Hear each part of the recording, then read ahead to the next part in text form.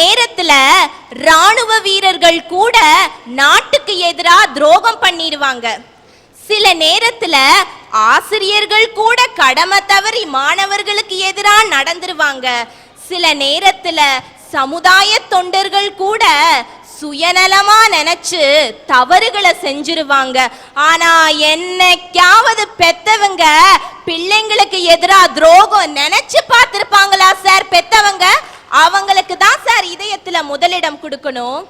Sir, பணம், பொருள், நகை இதையெல்லாம் பொக்கிஷத்தை போல பாதுகாக்காதீங்க. கடவுள் நமக்கு கொடுத்திருக்காங்களே 2 வாழும் தெய்வங்கள், அம்மா அப்பா, அவங்கள பொக்கிஷம் போல பாதுகாக்குங்க சார். அதுதான் சார் புண்ணியம். உலகத்திலேயே அழகான சொல் என்னன்னு பார்த்தீங்கன்னா அம்மாங்கிற சொல் தான் சார். கடவுளை கும்பிடுறோம் நம்ம. சில நேரத்தில் சோகம் வரும்போது அந்த கடவுளை கூட தாயே அப்பனேன்னு தான் சார் சொல்கிறோம். அவ்வளோ புனிதமானது சார் அம்மா அப்பான்னு. தலைப்பில் கூட கொடுத்துருக்கீங்க. எல்லாத்தையும் ஆசிரியர்கள் வழிகாட்டின்னு கொடுத்தீங்க, இராணுவ வீரர்கள்னு தலைப்பில் கொடுத்தீங்க, 3வதா கண்ட தெய்வங்கள்னு தலைப்பில் கூட கொடுத்துருக்கீங்களே சார். அவ்வளவு புனிதமானது சார் அம்மா அப்பாங்கிற உறவு. சார், பெற்றோர்கள் கண்கண்ட தெய்வங்கள் தான் ஒத்துக்கிறேன். நான் அதில் வேறு கருத்து சொல்றதில்லை சார். ஆனால் இன்றைய காலத்தில் ஏபிசிடியும் ஆத்திச்சூடியும் சொல்லி கொடுக்க வேண்டிய பெற்றவர்கள் மன்மதராசா பாட்டு போட்டா குழந்தை எழுந்து நிக்கிறதுக்கு முன்னாடியே ஆட கத்து கொடுக்குறாங்களேங்க சார். அந்த பெற்றோர்களை நீங்க என்ன பண்ணுவீங்க? அரிசியில கல் இருந்தா அரிசியவே சாப்பிடாம இருக்கிறது இல்ல சார் நீங்கெல்லாம்.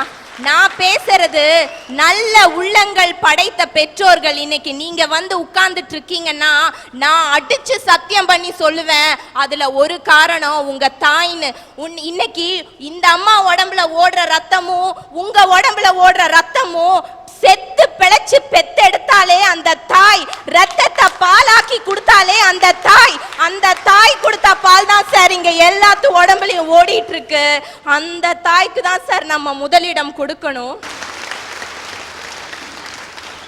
வித்தாய் என்னை பெற்றாய், மாதம் 10 என்னை சுமந்தாய், முல்லை கொத்தாய் என்னை எடுத்தாய், நான் செய்த பிழையெல்லாம் மன்னித்தாய், நீதானம்மா தெய்வத்தாய்.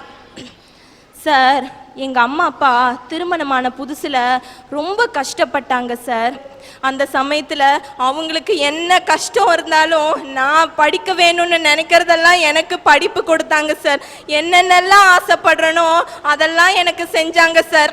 எனக்கு தெரிஞ்ச நாள்லேருந்து அவங்களுக்குன்னு சந்தோஷம்னு எதையுமே தேடாம என் சந்தோஷம்தான் முக்கியம்னு வாழ்ந்துட்டு இருந்தாங்க சார். 12ஆம் வகுப்பு முடித்தேன். எனக்கு நான் சின்ன வயசுலேருந்து நான் மருத்துவராகணும்னு நான் ஆசைப்பட்டேன் சார். ஆனால் என்னால் மருத்துவராக முடியல.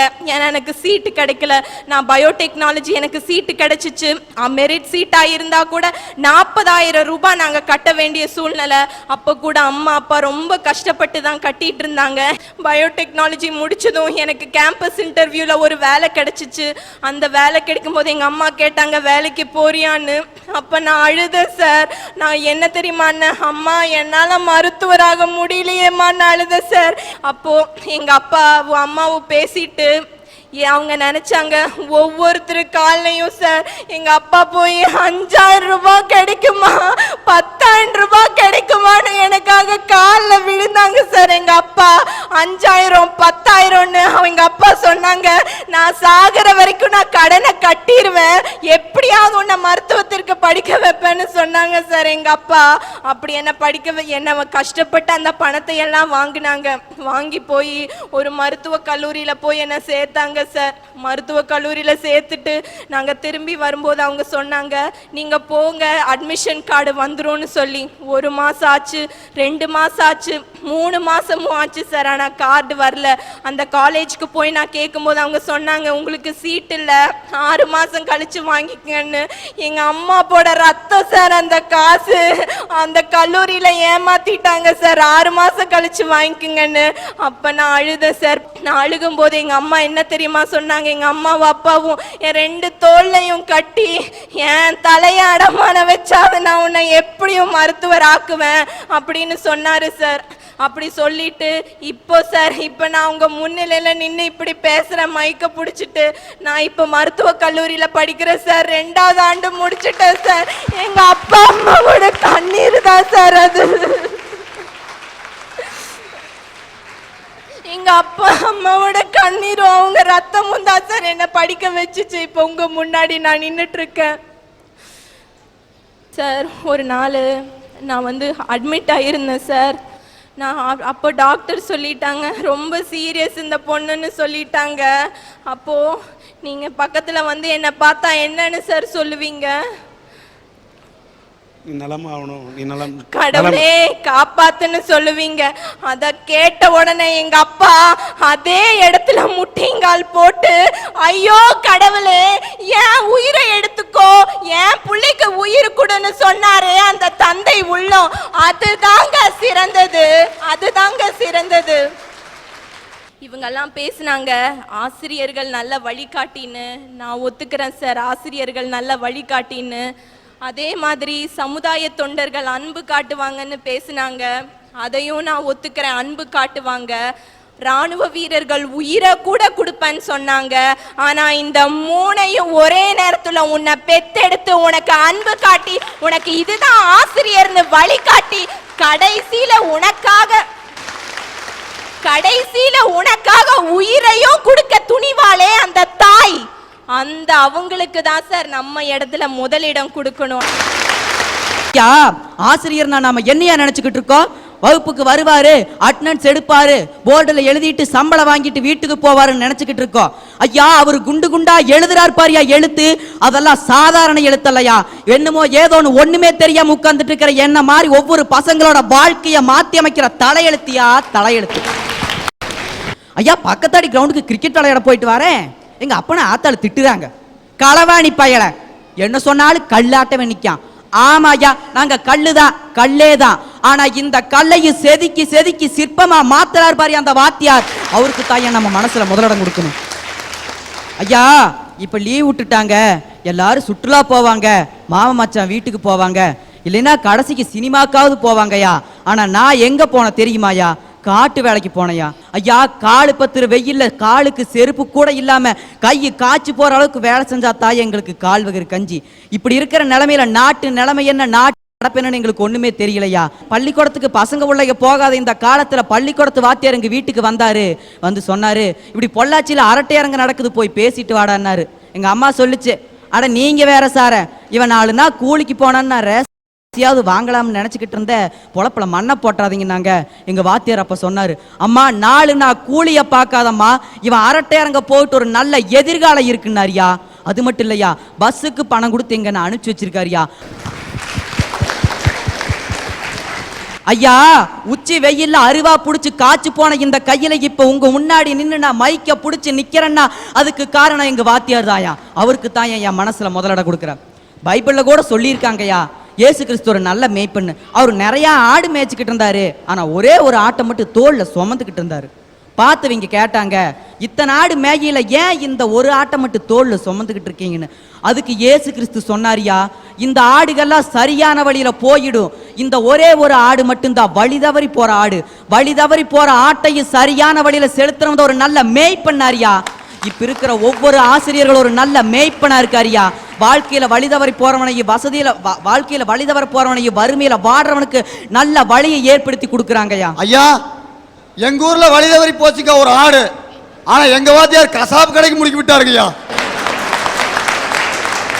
படிக்க வச்ச வாத்தியார் என்ன தெரியுங்களா, என்ன அஸ்தமத்த வாத்தியாரு நீச்சல் பழகணும் ரொம்ப நாள் ஆசைங்க அவருக்கு. என்னை ஒரு வாய்க்காலோரம் கூட்டி போய்ங்க, அந்த ஆளோட வாழ்க்கையே அந்த ஆளுக்கு எப்படி காப்பாத்திக்கிறேன்னு தெரியாமங்க நான் பச்சிலம் பாலகனுங்க. என்னை அந்த ஆள் இடுப்புல கவத்தை கட்டிட்டுங்க, ஒரு குணையை எங்கிட்ட கொடுத்துட்டுங்க, ஒரு குணையோட போய் வாய்க்காலுக்குள்ள இறங்கி ஆனந்த குளியல் போட்டு இருந்தாருங்க.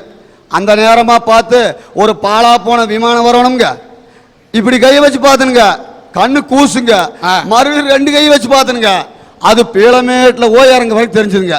அப்புறம் தான் இப்படி திரும்பி பாக்குறேனுங்க, நான் கையில முடிச்சிருந்த அமர்ந்தவாள் கலை மேறவா போகுது அப்படின்னு ஒரு வீட்டுக்கு வந்துட்டுங்க. யாரோ ஆடு மாடு மேய்க்கிற பசங்க காப்பாத்தீங்க, அந்த வாதியார வீட்டுக்கு வந்துட்டாருங்க. வீட்டுக்கு வந்து சும்மா இருந்தாருங்களா வாதியாரு, நான் அவரை கொல்ல முயற்சி செஞ்சேன்னு சொல்லிங்க என்னைய பாலகர் சிறைச்சாலைக்கு பரிந்துரை பண்ணிட்டாருங்க.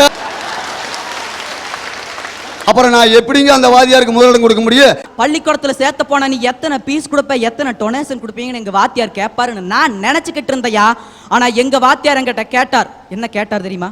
உங்க வீட்டை சுத்தி இன்னும் எத்தனை பேர் பள்ளிக்கூடத்துக்கு போகாம ஊர் சுத்திக்கிட்டு இருக்காங்கன்னு கேட்டார்யா. அதோட விடல, அத்தனை பேர்த்தி பள்ளியில சேர்த்து நல்ல பாட சொல்லி கொடுத்தாரு. அதுதான் ஆசிரியரோட மனசு. அந்த மனசுக்கு நாம நம்ம மனசுல முதலிட கொடுக்கணும்யா. ஐயா கலைஞர் கண்ணதாசன் சொன்னாரு, உன்னை அறிந்தால் நீ உன்னை அறிந்தால் உலகத்தில் போராடலான்னு. ஒருத்த தன்னோட வாழ்க்கையில போராடி ஜெயிக்கணும்னா தான் யாரு, தன்னோட ஆற்றல் என்ன, தன்னோட திறமை என்னன்னு தெரிஞ்சுக்கணும்யா. வாத்தியார் அடிக்கிறாருன்னு சொல்றீங்களே, வாத்தியாருக்கு பசங்களுக்கு என்ன 3 சென்மத்து பகையா, இல்ல பரம்பரை விரோதமா, பங்காளி சண்டை, இல்ல பக்கத்து வீட்டு தண்ணி பிரச்சனையா? ஐயா நீ தப்பு செய்யற, உன்னை திருத்த அடிக்கிறாரியா. அப்பா அடிக்கிறாரு, போலீஸ்கார் அடிக்கிறாரு, அதெல்லாம் அடி. ஆனா வாத்தியார் அடிக்கிறாரு பாரியா அடி, ஒருத்தனை தன்னோட வாழ்க்கையில உயர்த்துற வெற்றி படியா இருக்கிற புனிதமான அடியா. ஐயா திருவண்ணாமலைக்கு பக்கம் ஒரு ஊர், ஒவ்வொரு ஊருன்னு ஒரு சிறப்பு இருக்கே. எடுத்துக்காட்டு பொள்ளாச்சிக்கு இளநீர் சொல்லிட்டாரு. அந்த ஊருக்கு ஒரு சிறப்பு இருக்கியா. என்ன சிறப்பு தெரியுங்களா? வாத்தியார் தான் அந்த ஊருக்கு சிறப்பு. ஐயா ஒரு ஊருக்குள்ள இறங்கினதையுமே நாம யாராச்சும் ஒரு வீட்டுக்கு போகணும்னா அந்த பெட்டி கடைக்காரர் வீடுது, அந்த கோணி கடைக்காரர் வீடுது, இல்ல அந்த மாடி வீட்டுக்காரர் வீடுதுன்னு கேட்டுக்கிட்டு வீட்டுக்கும் போயிடுவோம். ஆனா அந்த ஊருக்குள்ள இறங்கி வாத்தியார் வீட்டுக்கு எதுல ஓன்னு கேட்டா எல்லாம் சிரிச்சிருவாங்க. ஏன் தெரியுமாயா? அந்த ஊரே பூரா வாத்தியார் தாயா. ஐயா அப்ப புள்ள பேர எல்லாரும் வாத்தியார் தான். பேரனுக்கு பொண்ணு எடுத்தா டீச்சர் படிச்ச பொண்ணு தான், பொண்ணுக்கு மாப்பிள வாத்தியார், வாத்தியார் மாப்பிள தான். அதனாலதான் எத்தனையோ வருஷத்துக்கு முன்னாடியே அந்த ஊருக்கு பேர் வச்சாயா. என்ன பேர் வச்சாங்க தெரியுமா? நல்லான் பிள்ளை பெற்றாள்னு வச்சாங்கய்யா. ஐயா பலரும் பல விதமா சொல்லிக்கிட்டு இருக்கீங்க. ஆனா நான் சொல்றது என்ன தெரியுமா? பெத்தெடுக்கிறவங்க பெத்தவங்க, நான் வாழ்க்கையில வளர்த்தெடுக்கிறவங்க வாத்தியார் தாயா. ஒருத்தனை உருவாக்குறது பெற்றோர்னா அவனை உயர்த்துறது ஆசிரியர் தாயா. ஒரு விளக்குல எண்ணெயை ஊத்தி திரி போட்டு தீப்பத்தி வச்சா மட்டும் பத்தாதியா. அந்த விளக்கு சுடர் விட்டு எரியணும்னா ஒரு நல்ல தூண்டுகோல் வேணுயா. ஒருத்த வாழ்க்கையில உருவாக்கினா மட்டும் பத்தாதியா, அவன் வாழ்க்கையில உயர்ந்து நிக்கணும்னா ஒரு நல்ல தூண்டுகோலாவும் ஊன்றுகோலாவும் இருக்கிற ஒரு ஆசிரியர் கண்டிப்பா வேணுமியா. ஒரு பெற்றோர் 2 அல்லது 3 நல்ல குழந்தைகளை உருவாக்கலாம். ஆனா ஒரு ஆசிரியர் ஆயிரக்கணக்கான நல்ல பெற்றோர்களை உருவாக்கிக்கிட்டு இருக்காரியா. ஐயா கடும் பணியிலையும் கடும் புழுதியிலையும் கடு வெயிலையும் நின்று கடமை உணர்ச்சியோட ஒரு ராணுவ வீரர் செயலாற்றான். ஆனா அந்த வீரனுக்குள்ள அந்த கடமை உணர்ச்சியை கொண்டு வருவதற்காக தேசப்பற்று, நாட்டு வரலாறு, நாட்டுப்பற்று அனைத்து ஊற்றி தேசபக்தியுடைய ஒருவனா உருவாக்கினார் பாரு அந்த ஆசிரியர். அவருக்கு தாயா நம்ம மனசுல முதலிடம் கொடுக்கணும். ஐயா இந்த மாதிரி இந்த சமூகத்துல ஆணி வேற இருந்து தானே மற்றவங்க அத்தனை பேர் உருவாக காரணமாக தானே ஒரு முன்னுதாரணமாக இருக்கிற ஆசிரியருக்கு தான் என் மனசுல முதலிட, உங்க மனசுல நீங்க முதலிட கொடுக்கணும்னு தான் என் கோரிக்கையா. வாழ்த்துக்கள் வாழ்த்துக்கள்.